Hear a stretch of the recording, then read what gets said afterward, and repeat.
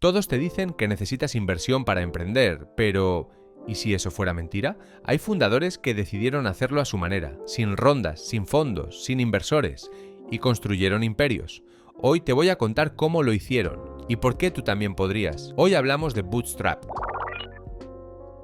En 2001, Ben Chestnut y Dan Curcius trabajaban en una pequeña agencia de diseño web. Nada glamuroso, simplemente dos tipos intentando pagar las facturas, y entre encargo y encargo decidieron crear una herramienta muy sencilla para ayudar a sus clientes a enviar correos bonitos. Un side project sin ninguna aspiración todavía. Lo curioso es que no tenían inversores, ni presupuesto, ni un plan maestro. Todo se financiaba con los ingresos de la agencia. Literalmente, cada cliente pagaba un trocito del futuro imperio. Pero en 2007 hicieron el movimiento que lo cambió todo. Lanzaron una versión gratuita. Un riesgo enorme para una empresa tan pequeña, pero fue explosivo. Miles de emprendedores empezaron a usar MailChimp y muchos terminaron pagando por funciones avanzadas. El famoso modelo freemium acababa de abrir la puerta al crecimiento viral. Mientras otros quemaban dinero en publicidad, ellos hicieron lo contrario. Crecieron gracias al boca a oreja y se tomaron muy en serio algo que casi nadie en su sector cuidaba, la marca. Así nació Freddy, la mascota del chimpancé, dibujada por Chestnut en un post-it para darle personalidad a un software que, hasta ese momento, era tan gris como sus competidores. Año tras año, MailChimp siguió ampliando su producto, de simples newsletters a una plataforma de marketing completa, siempre rentables, siempre sin inversores, siempre dueños de todo. Y entonces llegó el momento histórico. En 2021, después de 20 años de puro bootstrapping, MailChimp tenía 13 millones de usuarios, más de 800 millones en ingresos anuales, y seguía sin haber aceptado ni un solo dólar de capital riesgo. Ese mismo año, Intuit la compró por 12.000 millones de dólares, el mayor éxito de una empresa bootstrapped en la historia. En 2002, dos jóvenes australianos, Mike Cannon-Brookes y Scott Farquhar, tenían una idea, pero no tenían dinero. Lo único que sí tenían era una tarjeta de crédito con un límite de 10.000 dólares. Y con eso, literalmente, arrancaron Atlassian. No había inversores, no había oficinas lujosas, ni siquiera había un equipo de ventas. Solo ellos dos, un piso en Sydney y una herramienta que querían lanzar, Jira, un software para gestionar errores y tareas en equipos de desarrollo. Desde el principio, la estrategia fue clara, crear un producto tan bueno que se vendiera solo. Nada de campañas masivas ni conferencias carísimas. Vendían licencias por internet a precios accesibles y confiaban en que los desarrolladores lo recomendaran si les gustaba. Y funcionó. La empresa creció de forma rentable desde el primer año. Cada euro se medía. Cada contratación solo llegaba cuando había ingresos que la justificaran.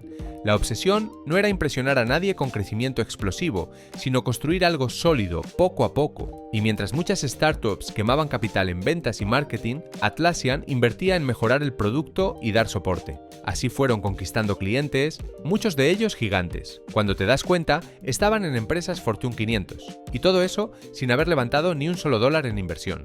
No fue hasta casi una década después, en 2010, que aceptaron una inyección de capital, 60 millones. Pero aquí viene lo interesante. Ese dinero no era para crecer. Era un acuerdo secundario para que los primeros empleados pudieran vender parte de sus acciones. Atlassian seguía sin necesitar efectivo externo para operar. Su modelo era tan fuerte que ni siquiera el dinero de los inversores era esencial. En 2015 llegó el gran momento, la salida a bolsa, una IPO multimillonaria, 460 millones recaudados y una valoración de más de 4.000 millones. Y los fundadores seguían controlando más del 70% de la empresa, casi inaudito en Silicon Valley. Hoy, Atlassian factura más de 2.000 millones al año. Todo empezó con una tarjeta de crédito y la decisión firme de no depender de nadie. Por cierto, si te está gustando este vídeo, te invito a que te suscribas y a que le des like. No te cuesta absolutamente nada, son solo 2 clics, suscribirse y like. Venga, vamos, venga.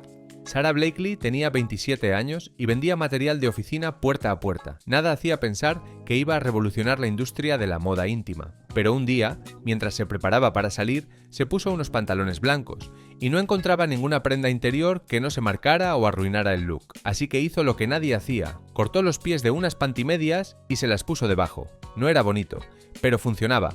Ahí nació la idea de Spanx. Con sus ahorros, apenas 5.000 dólares, empezó a construir su prototipo. No tenía contactos, ni formación en diseño, ni idea de cómo registrar una patente. Así que lo hizo todo ella misma. Escribió la patente a mano, diseñó el empaque, buscó fabricantes llamando durante meses hasta que uno aceptó. y desde su pequeño apartamento en Atlanta comenzó una de las marcas más icónicas del siglo.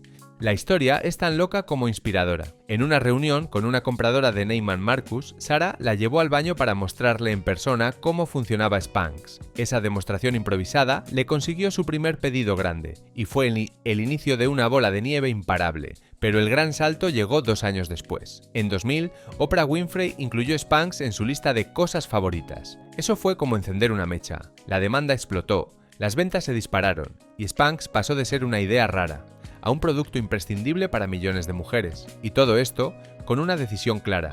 Sarah no quiso socios, ni inversores, ni préstamos. Lo hizo sola. Control total, cero deuda, y sin gastar ni un centavo en publicidad tradicional. Todo fue marketing de guerrilla, recomendaciones de clientas felices y apariciones en medios ganadas a pulso. A medida que la marca crecía, ella reinvertía cada dólar ganado en nuevos productos, fajas, leggings, ropa moldeadora. Siempre rentable, siempre bajo su control. Para 2012, Spanx era un nombre conocido en todo EE, y Sarah Blakely se convirtió en la mujer billonaria más joven que lo había logrado sola, 100% dueña de su empresa sin deberle nada a nadie, y aún así no vendió, no se dejó tentar por ofertas millonarias. Hasta 2021, después de más de 20 años construyendo su negocio paso a paso, decidió vender una parte a Blackstone. Valoración: $1.200 millones. Sarah Blakely no solo creó un producto, creó una nueva categoría, una nueva conversación y un nuevo modelo de éxito, sin levantar capital, sin perder control, solo con ingenio, empatía con sus clientas y una cantidad ridícula de determinación. GitHub no nació en un garaje, nació un fin de semana cualquiera, entre 3 programadores que simplemente querían compartir código de forma más fácil. Tom Preston Werner, Chris Wanstrath y PJ Hyatt no tenían capital. No tenían oficinas, ni siquiera tenían tiempo libre. Cada uno tenía un trabajo de día, y GitHub era solo un proyecto paralelo en sus ratos libres. Entre los 3, pusieron dinero de su propio bolsillo para comprar un dominio y pagar el hosting. Todo lo demás lo aportaron con algo aún más valioso: sweat equity, es decir, tiempo, esfuerzo y talento sin cobrar. Durante los primeros meses, GitHub se mantuvo a base de pura pasión y ganas, pero algo empezó a pasar. La comunidad de desarrolladores comenzó a adoptarlo, recomendarlo y a necesitarlo. Fue entonces cuando los fundadores tomaron la gran decisión: dejar sus trabajos y apostarlo todo por GitHub, todavía sin inversión externa. Para sostener el proyecto, introdujeron un modelo freemium, uso gratuito para repositorios públicos, y un plan de pago para los privados. Esa estrategia trajo ingresos desde muy temprano, permitiéndoles mejorar la infraestructura, contratar talento y escalar sin necesidad de levantar capital. Pero lo más poderoso fue la comunidad. GitHub se convirtió en el hogar del código abierto, porque escuchaban a sus usuarios, lanzaban funciones rápido, aunque imperfectas, y mejoraban en base a feedback real. Cada programador que usaba GitHub y lo amaba se convertía en su mejor vendedor. No necesitaron anuncios, solo una buena herramienta. En 2012, GitHub ya era un pilar en el mundo del software. Millones de proyectos lo usaban, y aunque finalmente aceptaron una ronda de inversión, 100 millones, lo hicieron cuando ya eran rentables, exitosos y totalmente autosuficientes. La inversión fue para acelerar, no para sobrevivir. Y entonces llegó la bomba. En 2018, Microsoft compró GitHub por $7.500 millones. Todo eso sin haber recibido ni un dólar de capital riesgo durante sus años clave. Una startup que empezó como un hobby y terminó dominando el desarrollo de software a nivel mundial. Hoy, más de 100 millones de desarrolladores usan GitHub en todo el planeta. Es la prueba de que si construyes algo que la gente ama, no necesitas inversores para escalar. Tus propios usuarios se encargarán de hacerlo por ti. Si has llegado hasta aquí, te invito a que te suscribas a nuestra newsletter vocaciondigital.com, donde cada semana hablamos de marketing y emprendimiento. Además, por hacerlo, recibirás inmediatamente este ebook de aquí, donde te cuento 7 empresas rentables que yo mismo he experimentado. Sin más dilación, seguimos con el vídeo. En 2002, Nick Woodman no buscaba fundar una empresa. Solo quería grabarse surfeando, pero había un problema. No existía ninguna cámara que pudiera sujetarse fácilmente al cuerpo y resistiera el agua, el movimiento, la sal. Así que tomó una decisión radical: crear una él mismo. El detalle es que no tenía dinero, cero inversión, cero experiencia en diseño industrial, solo una obsesión y muchas ganas. Para financiar su idea, empezó a vender cinturones artesanales hechos con cuentas y conchas desde su furgoneta mientras recorría Australia en busca de olas. Así, consiguió juntar unos $30.000. Luego volvió a casa y se mudó con sus padres a los 26 años para ahorrar.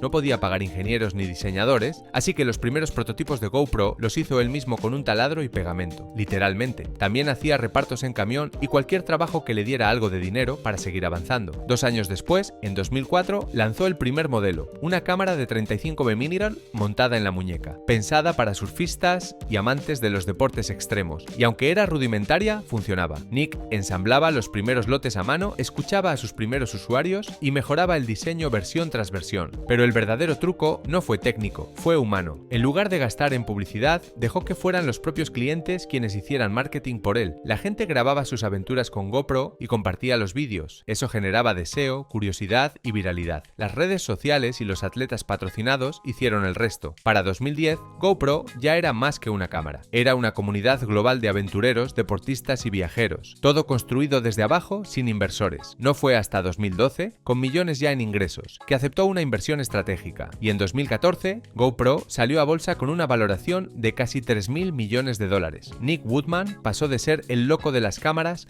a uno de los empresarios más reconocidos en el mundo del hardware. Eso sí, nunca negó los altibajos. Las acciones de GoPro subieron como la espuma, pero luego enfrentaron desafíos y competencia feroz. Aún así, el legado quedó claro. Una persona con pasión, ingenio y comunidad puede crear un nuevo mercado desde cero. GoPro no fue solo un producto, fue una misión, y empezó con una tabla de surf, una cámara hecha a mano y un sueño gigante. En 2003, John Oringer era un programador y fotógrafo aficionado que se encontró con un problema muy concreto. Necesitaba imágenes legales y de calidad para sus proyectos.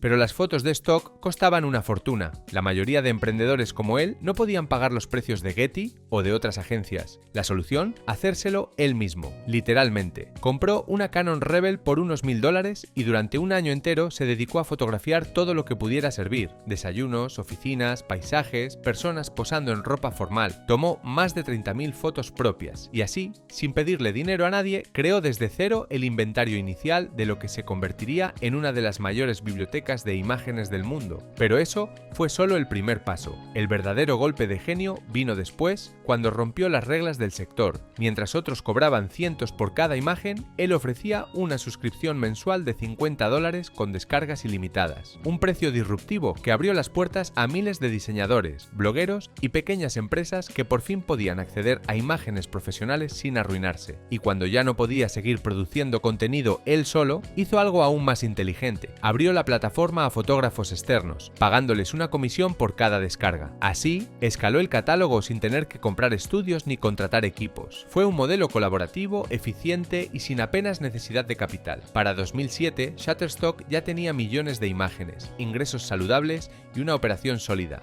Todo sin inversión institucional. Oringer simplemente seguía reinvirtiendo las ganancias en mejorar la plataforma, contratar ingenieros y hacer marketing online dirigido. Y entonces, en 2012, llegó el gran salto. Salida a bolsa. Las acciones se triplicaron en su primer año y en 2013 John Oringer se convirtió en el primer billonario tech de Silicon Valley. La empresa valía 2.500 millones y él aún era dueño del 55%. Una cámara, una idea, una ejecución brutalmente disciplinada. Shutterstock se construyó a puro esfuerzo y lo más increíble es que la parte más difícil, crear ese catálogo inicial, la hizo completamente solo. Hoy Shutterstock es una de las plataformas líderes en imágenes, música y video de stock. Todo comenzó con un solo fundador que prefirió hacer el trabajo duro antes que buscar inversión. Como ves, no hay una fórmula única para crear una startup exitosa. Y desde luego, no hace falta empezar con capital riesgo, ya sea un software, una prenda de ropa o una cámara extrema. Estos fundadores probaron que se puede escalar un negocio gigante con ingenio, disciplina y enfoque en el cliente. Todos empezaron igual, sin dinero, sin inversores y con una idea que parecía pequeña. Lo que los llevó lejos no fue levantar rondas, fue levantar su visión, paso a paso. Así que si estás empezando y crees que te falta capital, recuerda, muchos de los gigantes de hoy comenzaron exactamente donde estás tú ahora. Si te ha gustado esta historia, tienes que ver esta otra que es totalmente igual de inspiradora. Te la recomiendo y nos vemos en el siguiente vídeo. Chao, chao.